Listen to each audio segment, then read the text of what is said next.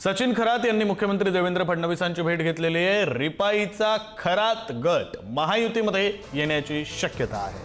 दोन्ही नेत्यांमध्ये विविध सामाजिक राजकीय विषयांवर चर्चा झालेली आहे।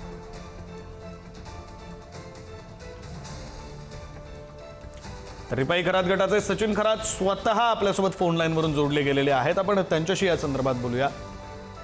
सचिन जी, स्वागत आहे आपलं पुढारी न्यूज मध्ये। आपण भेट घेतलेली आहे, भेट नेमकी कशाच्या अनुषंगाने होती? जी चर्चा सुरू आहे, आपण महायुतीमध्ये जाणार अशी शक्यता वर्तवली जाते, ती शक्यता खरी आहे का? त्या अनुषंगाने आपली प्रतिक्रिया।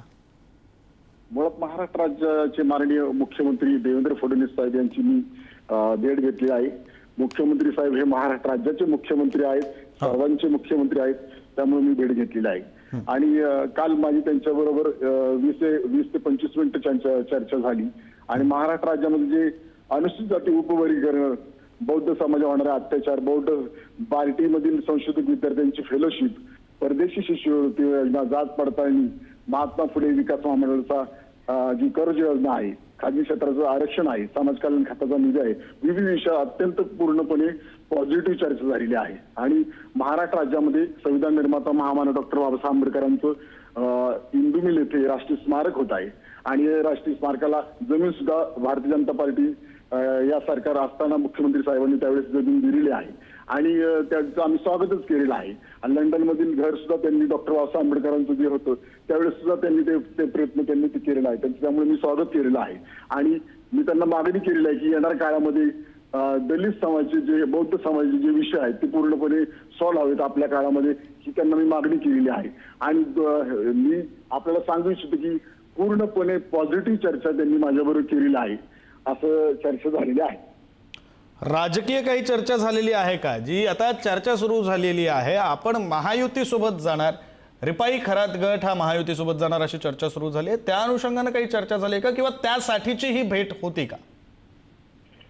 मुळात महाराष्ट्र राज्यामध्ये मी एका पक्षाचा अध्यक्ष आहे, मुख्यमंत्री साहेब हे पण सुद्धा आहेत।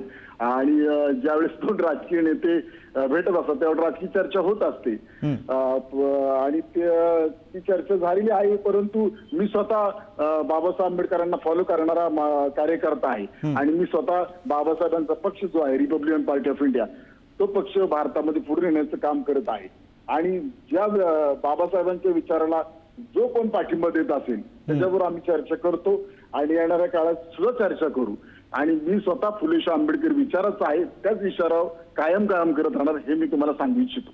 आपला विचार आहे महायुती सोबत जाण्याचा, आपण पक्षाचे अध्यक्ष आहात, विचार आपल्यालाच करावा लागेल, निर्णय आपल्यालाच घ्यायचा आहे। मी तेच सांगितलं की मी बाबासाहेबांच्या विचाराला फॉलो करतो आणि बाबासाहेबांच्या विचाराला जो व्यक्ती पाठिंबा देत असेल त्याच्याबद्दल आम्ही पॉझिटिव्ह विचार करू, हे आपल्याला सांगू इच्छितो। आताच्या क्षणाचा विचार पॉझिटिव्ह आहे।